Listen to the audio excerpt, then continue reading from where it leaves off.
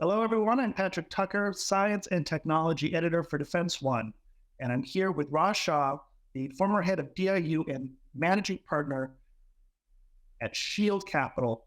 Shield Capital, if you don't know, is a fantastic venture outfit that is looking at bringing non-traditional players into the national security space.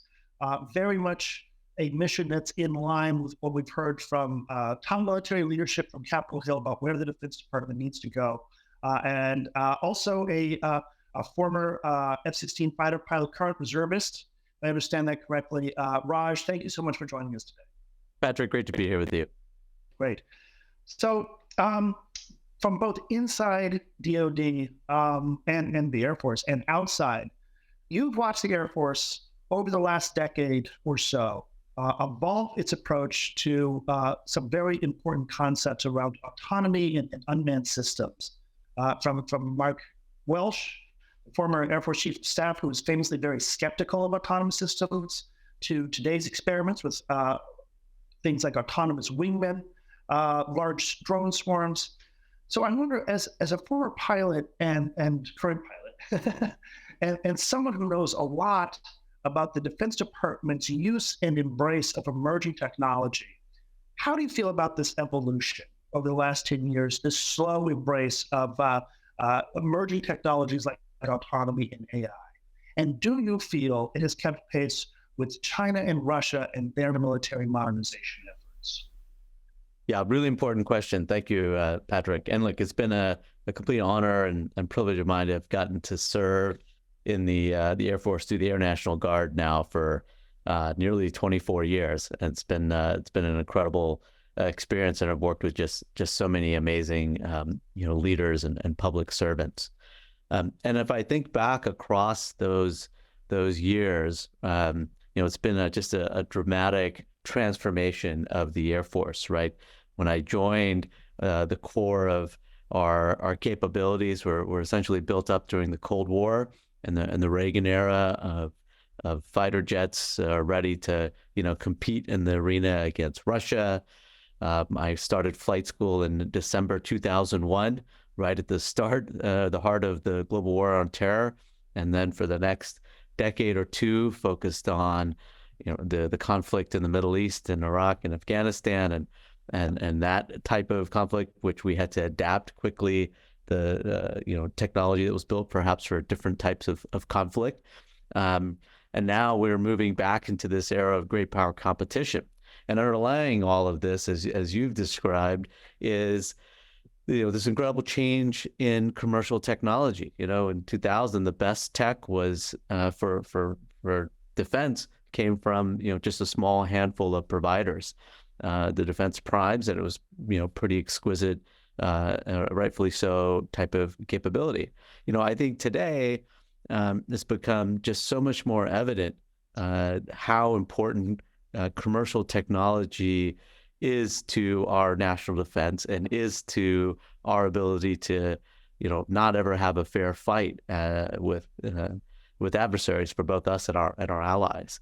And there's a couple underlying, threads there as I think about this arc, right? It probably started with software.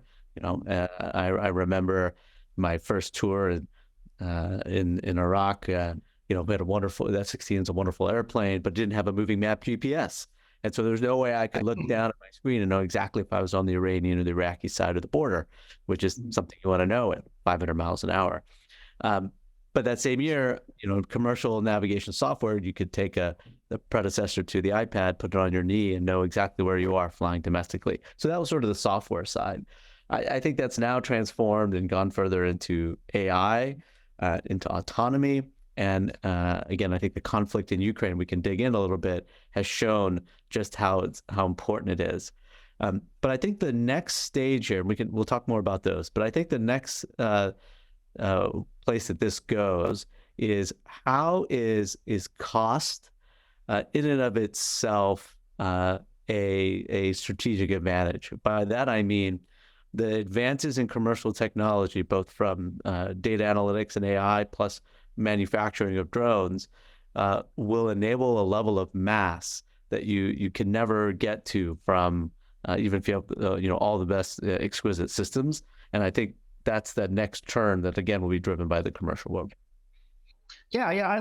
Let's get into Ukraine a little bit, because I think that one of the things that's been really interesting to cover in terms of that conflict is exactly what you're describing. This force of people, innovators, sort of at the edge, because they weren't kind of allowed to buy F-16s, because they weren't sort of given long-range fires. They don't have a navy. They created a naval capability out of scratch, and now they're putting the Black Sea into contest. There is no one that controls the airspace over Ukraine. It's an active fight back and forth, and the way that they've done that is a couple of things, as you mentioned. These small first-person drones, these small off-the-shelf consumer drones, at mass, at scale. They think that they can produce maybe 1 million of these by the end of this year. And building this stuff in an environment that's incredibly chaotic. I mean, some of the stuff is literally parts and things 3D printed on the battlefield. And what they'll tell you, I mean, I love talking to them and really showcasing that innovation case is like a best practice and where to go. But what they'll tell you, what they tell me, is that this is done out of necessity. And they'd really like to have additional manufacturing capabilities, a lot of different capabilities. And I think this discussion around 155 rounds and whether or not we can get them long-range attack missiles, the discussion around the F-16 shows that they really want a broader mix of kind of old tech and new tech. So what do you think that the Defense Department should take away from the lessons that we're learning in Ukraine, and how do you see that conflict evolving in the next couple of months or years? Yeah, I think it's important for us as the U.S. and allies to take the right lessons from Ukraine, and it is pretty incredible. I had the opportunity to go visit in the fall with NATO, and we got to visit a half dozen of these drone factories, and I think there's probably 600 of them scattered across Ukraine.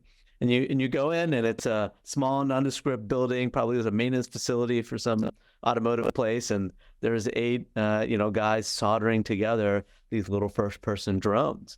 And so it's commercial style technology, but rapid innovation there on the battlefield, because it is a very dynamic environment with the electronic warfare prowess that the Russians have. They have to innovate very, very quickly. And really what you're seeing is, as you described, it's less than $500 first person manually flown drones that essentially kamikaze into the target.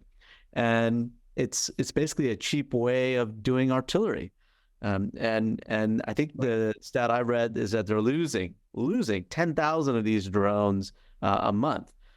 So they're quite attritable, and they're doing it because they have to. And so what are the lessons learned? I mean, I think one lesson is in a protracted land battle, these types of low cost drones can replace or significantly augment our current systems. That's one. But then two, as you described, is how do you build the right supply chain? It's not sustainable to have 600 little factories. Very few of those are going to become viable businesses.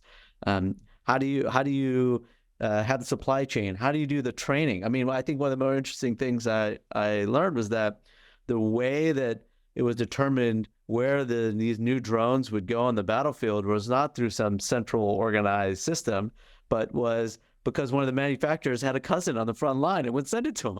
And so it was very, these personal relationships. And so I think thinking about, again, mass, we needed to build that many drones, and that was key. If we had to buy them at $10,000 or $100,000 a unit, that does not scale well. So how do we build these smaller ones and have that right balance? Right, you can't not have the exquisite systems, but what's the right balance, and how do we prepare for that? Yeah, so I think that's a really great window into what the Defense Department is wrestling right now, particularly in terms of the replicator program, which really kind of, in a way, it replicates what's happening in Ukraine, but it's also aimed at precisely that power through mass, creating. I'm told that at some point they're aiming for hundreds of thousands of these very similar low-cost drones, not just for aerial combat, but sea, all sorts of land, possibly across the domains, and really just recreate that miracle of Kyiv in Virginia or wherever else you need it. And obviously, there's pretty much everybody wants to be a part of that in terms of the defense contracting side. I've talked to Lockheed, I've talked to Northrop, and all the primes do. You can talk to Anduril, certainly, and they'll have a lot of thoughts and a lot of things that they're anxious to show that they feel are applicable there. Shield, as you might remember from DIU, as you probably surely do remember from DIU, a lot of great robotics and AI startups also see a lot of opportunity in that program.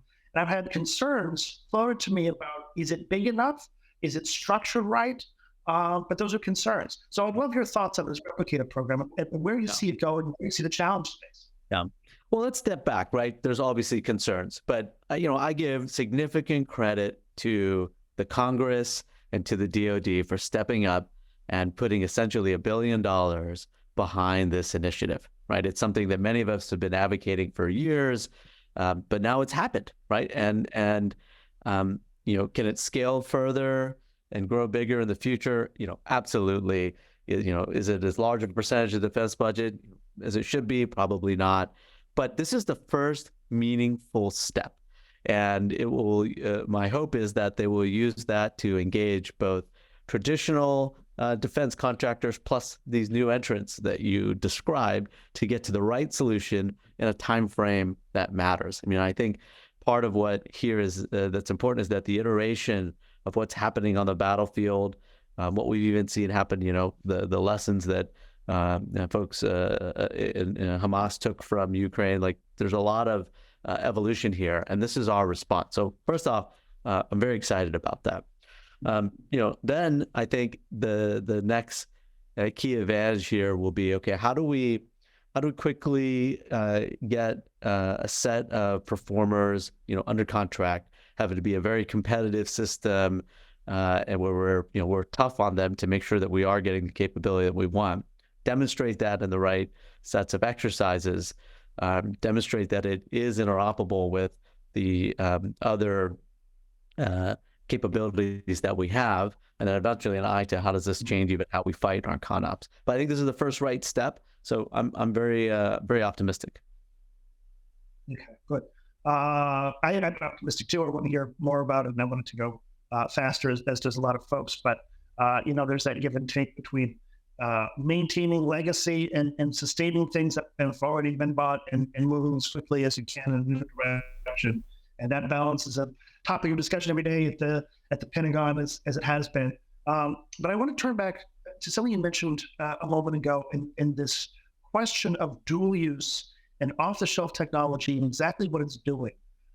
Because in some ways, I think that some of this dual-use technology, like first-person drones, is kind of having an Arab Spring moment. Remember when whole populations across the way online and creating communities that were able to progress democratic ideals and shift entire governments. And now that's social media has become something very different, something that we're constantly arguing about, that adversaries are using to distribute disinformation to confuse people. And when you look at that in terms of that same trajectory of democratization of technology, and you look at cheap drones, you look at, for instance, also things like satellite communications via Starlink, a huge enabler, a force multiplier for the Ukrainians in the early stages of the war.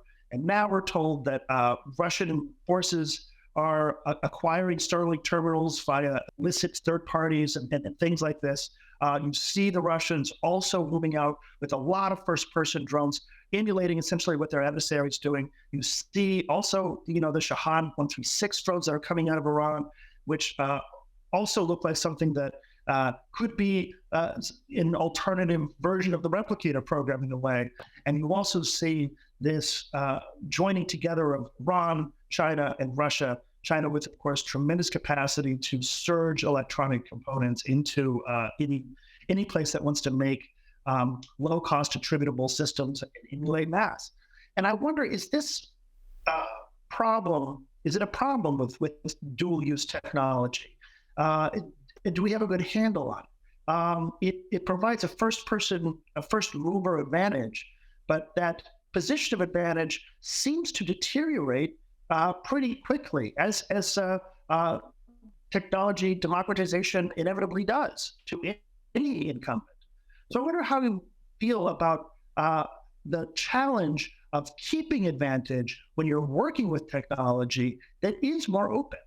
Yeah, I think that's precisely the crux of it. Look, this is not a new phenomenon, Patrick. I mean, if you just look at the history of conflict from the advent of gunpowder, the invention of the airplane, these all became new technologies that then became a technological race amongst combatants to see who could operationalize it and use those things.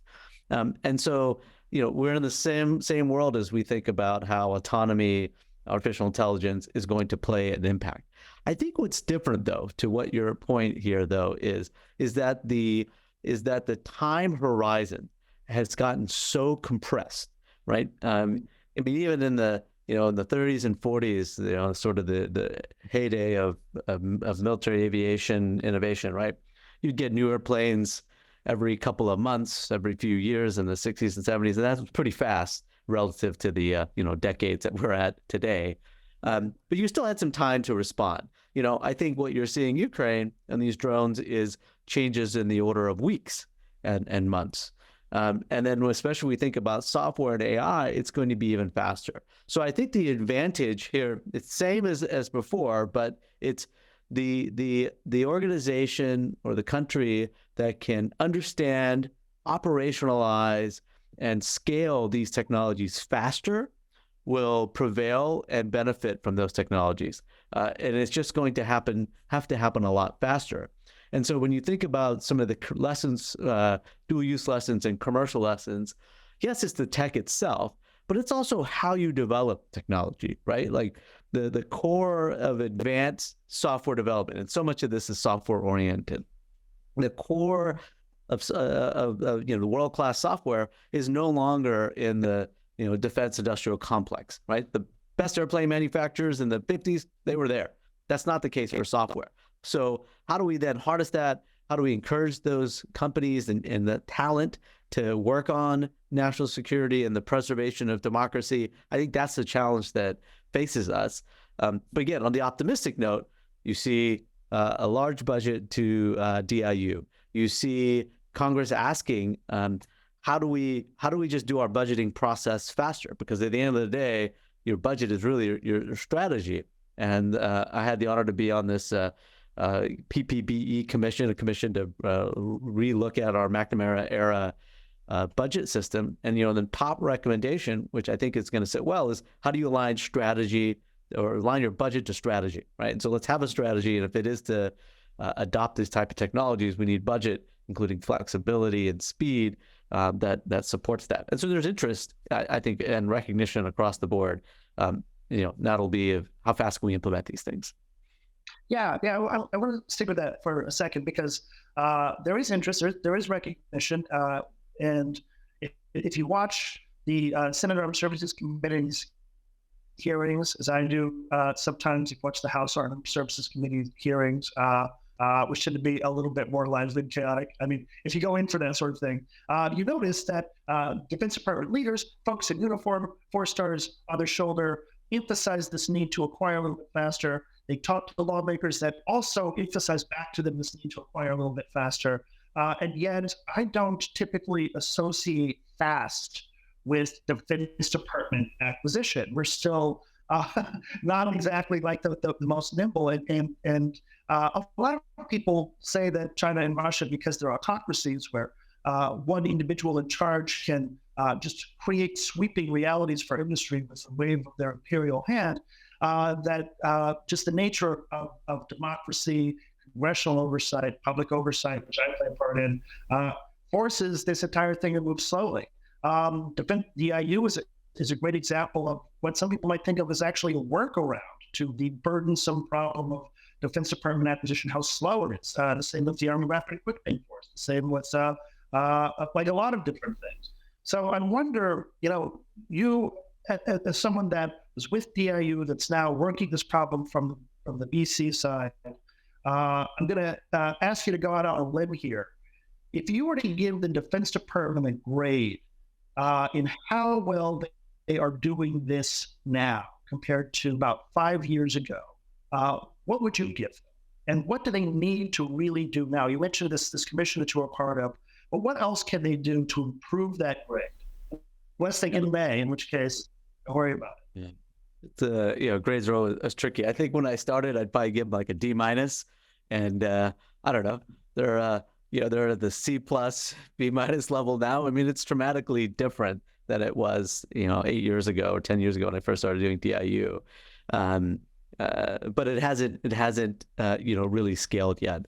And so look, democracies are messy. It's our form of government. I'm always reminded by the great Churchill quote: "You can trust America to do the right thing after they've tried everything else," and you might still be in some of the trying something else phase of defense acquisition. And you're right. A dictatorship, an authoritarian, can just say things, and China has said that, right? Like all their startups, if we were in a conflict, Xi could go to DJI and say, make all these drones, combat ready, and they can do that. And so they do have maybe some direct advantage. But, there's also disadvantages of being an authoritarian place or a president for life. You just don't have the same innovation. It's not a great place to live. So I think we win as the U.S. and I'd say, our free allies. We win by doubling down on what makes us strong, right? America's a great place to live. It is a place that encourages risk-taking and innovation. And so it's not by accident that all of the best AI companies are based here now. That some of the best software engineers are based here in the U.S., right? We have a very, very vibrant innovation economy. Silicon Valley is still building amazing technology. I think our challenge is, once we have that innovation, how do we bring it in? How do we scale it? And essentially, to me, this all boils down to people and incentives. So when congressional leaders, when senior DoD leaders say they want this, I think they are very sincere in that. But what is lacking and what is needed is, how do you set the incentive structure down the chain, down the different PEOs, the acquisition workforce, to say, hey, this is so important that it's more, it's not moving fast enough is such a problem that it is as much of a problem as making a mistake in the acquisition process. Right now, there's a lot of fear around that. But if we go too slow, we won't get there. And so I think we have the elements that we need. There's a lot of interest, and again, I think these different groups can now begin to implement it. And we have, again, this is what I think Ukraine has been very interesting, and even Israel. We can point at like what the ramifications will be if we don't move fast enough. We see a lot of aerial stuff there. There's going to be an equivalent amount of innovation needed for surface and subsurface autonomy, and again, low cost, attritable. And this is where we need congressional leadership. I think that's great. And we also, it sounds like you're saying we also need to help the Defense Department, not just at that top level where people are sounding all the right notes, but really throughout the entire chain, be a little bit more comfortable with the idea of disruption. To use an old Silicon Valley saw that I think is still very applicable. Disruption to established norms and ideas about what should be bought and how quickly it should be bought. So I wonder if you could give us a little glimpse into where you see the disruption opportunities for startups and new players, particularly in terms of air warfare and air superiority, since we are talking about the Air Force today. Sure. So I'll answer that two ways. So I think the biggest disruption that I would like to see, from a process standpoint, is a understanding and acceptance and belief that oversight and flexibility are not mutually exclusive. So if I think about Congress, the appropriators, they have a very, very important job to be great stewards of taxpayer dollars to ensure that we're getting the maximum impact for those valuable funds. On the other hand, the traditional or current way of having 12,000 line items in the defense budget for oversight reasons is not the right answer, and it is preventing that flexibility. So I highly encourage that our appropriators combine flexibility with oversight. So your second part of your question on the technology side and of where innovation is, look, I don't think the Valley's going to build you the new 6th generation or 7th generation fighter jet. That's not what they do. But as we look at sensing, making insights into data, understanding, digging through that fog of war, I think this is where some of the AI techniques and big data management can really provide value. I would say that the Air Force, the military in general, has an amazing number of sensors, data collectors, but how do you, in a real-time basis, understand that and then go make that data actionable, both at a strategic and tactical level? And this is, to me, this is a software problem. This is an AI problem, and I think that's one area for aerial warfare that will be a big opportunity for the Air Force to engage with commercial companies. Autonomy, I would also argue, is just an implementation of some of that AI. So can we take low-cost vehicles and make them really smart? And again, I'm encouraged that the Air Force is starting to do some things, this collaborative combat aircraft, some other unmanned things. But my encouragement would be to, again, have some of those more exquisite systems which are expensive and needed, but also a balance of these smaller drones that would work in contested environment. They're not just not a counter-terror type of activity. Yeah. So on the AI aspect of it, in place for commercial, the way I think of AI is it's really it's not magic. There's 3 components, right? You've got your data, you've got your compute, which today, thanks to enterprise cloud offerings, the U.S. government has a lot of good access to. At the edge, that's a little bit trickier, but there's a lot of thought going into how much compute do you need at the edge in a contested environment, and where you create those interchanges so that you can use your enterprise cloud stuff most effectively. And you got the software, you got the outputs, you got the actual numbers, and the algorithms haven't changed that much even since the days of Thomas Bayes. I mean, ensemble neuromorphic models are very complex, but really those other 2 things, the data and the compute, that are going to drive the effectiveness of any AI solution. And as you point out, the Air Force has a lot of data coming in off a lot of platforms all of the time. It owns its own data. There's data that it doesn't own. It's out there in the open source. And it has to compute, and it's creating good on-platform compute solutions. It has a lot of access to enterprise cloud compute. Where of those 3 areas, the algorithms, the data, and the compute, is there room for young startups to make a big contribution? Well, I think there's room across all 3. But I think, to your point, I would argue that the first 2 are the most challenging and therefore the most interesting. So the data, the storage, collection, compute, the infrastructure, right? Sort of this unsexy stuff, I think is hard to do, and there is a lot of opportunity. The algorithms are important too, but I feel like that's easier science. So if I put back my investor hat on, what I do here, we've made a number of investments. We've made investments in 2 companies that are doing the infrastructure from a data translation and management standpoint. We've done 2 investments in companies that do compute and storage at the edge. One that's leveraging Starlink on the called Armada that it will actually do both storage and compute at the end. Another one that was optimizing how algorithms work on different types of silicon. Basically, how do you make the algorithms work better on a drone that is smaller?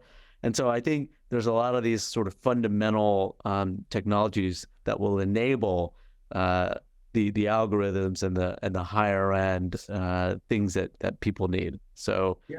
I think there's a ton of opportunity, and those things are also inherently have a commercial angle to them as well, right? These are the same problems that large corporations face, and I think that's important for a number of reasons. But in particular, it allows the DoD to leverage investment, learnings, and R&D from another source, so you don't have to pay for all the invention yourself as the government, and you have other demanding customers that help that product maturity curve, right? We talked about, again, speed at the beginning of this conversation.